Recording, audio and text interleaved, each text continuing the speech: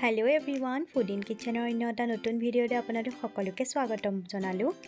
যেহেতু এতিয়া ঠাণ্ডাৰ বতৰ পকৰি খাব পালে খুব ভাল লাগে নহয় জানো ভাবিলো সেই কাৰণে আজি বুটৰ পকৰি বনাও গটিকে বলকচোন আজি এই বুটৰ পকৰিটোনো কেনেকৈ বনালো তাকে আপোনালোককো দেখাও ঘৰৰ বাৰীৰে পিয়াজৰ নলাৰ পাত দুটা মানেকে চিঙি লৈছো ৰেচিপিটোৰ কাৰণে ঘৰৰ পাচলি হলে বেছি ভাল লাগে পালেং পাত কেডাল মানো চিঙি লৈছো পালেং এবাৰ বেছি ভালকৈ নহলে তথাপিও তাৰ মাজৰ পৰাই দুই এডাল পাত চিঙি লৈছো ধনিয়া কেডাল মানো এনেকৈ তুলি তালি ভালকৈ ধুই কৰি লৈ যাওঁগৈ ভাবিছো আজি ঘৰৰ পাচলিৰে বুটৰ পকৰি বনাম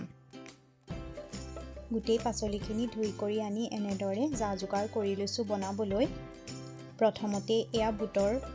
পকৰিৰ কাৰণে পিয়াজ পাত জলকীয়া এটা পিয়াজ আৰু এয়া বুটখিনি এনেদৰে জুগাৰ কৰি লৈছো পকৰিৰ লগত চাটনি নহলে ভাল নালাগিব নহয় সেই কাৰণে ভাবিলো ঘৰৰে ধনিয়া আৰু পালেং দি চাটনি এখন বনাও লগতে নহৰু কেইফুট আৰু সৰু সৰু জলকীয়া কেইটামানো দি দিও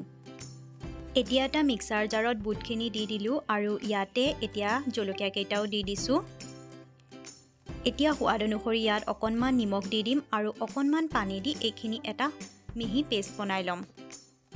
পেষ্ট বনোৱা হৈ গ'ল এইখিনি মই এটা বাউলত বাকি লৈছো আৰু ইয়াতে পিয়াজ পাতখিনি মই কাটি দিছো লগতে ইয়াত সৰু সৰুকৈ কাটি থোৱা পিয়াজখিনিও দি দিলো জুখমতে অকণমান নিমখ দি দিছো যেহেতু মোৰ নিমখ আগতে দিয়া আছিল কম হোৱা যেন লাগিছে আৰু অকণমান জিৰা পাউডাৰ দি দিছো আৰু এইখিনি এতিয়া ভালকৈ এবাৰ মিক্স কৰি লম পেষ্টখিনি ৰেডি হৈ গ'ল এতিয়া গেছত হাই ফ্লেমত কেৰাহীখন গৰম হ'বলৈ দি ইয়াতে জুখমতে মিঠাতেল দি দিলো আৰু মিঠাতেলখিনি গৰম হ'লে তাৰ পিছত মই ইয়াতে পকৰিটো দি বনাই যাম তেল গৰম হৈ গ'ল আৰু এতিয়া এই গৰম তেলতে এটা এটাকৈ পকৰিখিনি মই এনেদৰে দি গৈছো আৰু জুইৰ ফ্লেমটো লো মিডিয়াম কৰি ৰাখিছো পকৰি এটা সাইড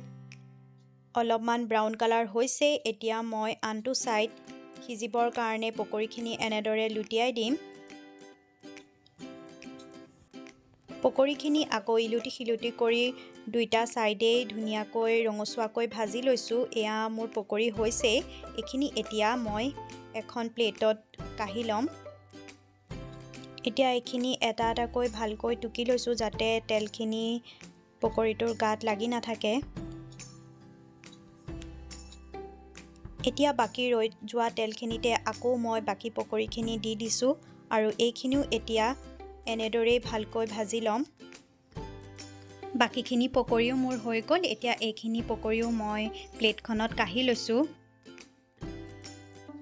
চাটনি বনাবৰ কাৰণে এতিয়া মই মিক্সাৰ জাৰ এটাত পালেং পাত ধনিয়া নহৰু কেইফুট আৰু জলকীয়া কেইটা দি দিছো লগতে সোৱাদ অনুসৰি অকণমান নিমখ আৰু অকণমান পানী দি এইখিনিৰ এটা মিহি পেষ্ট বনাই লম এয়া আমাৰ পালেং আৰু ধনিয়াৰ চাটনিটো ৰেডি হৈ গ'ল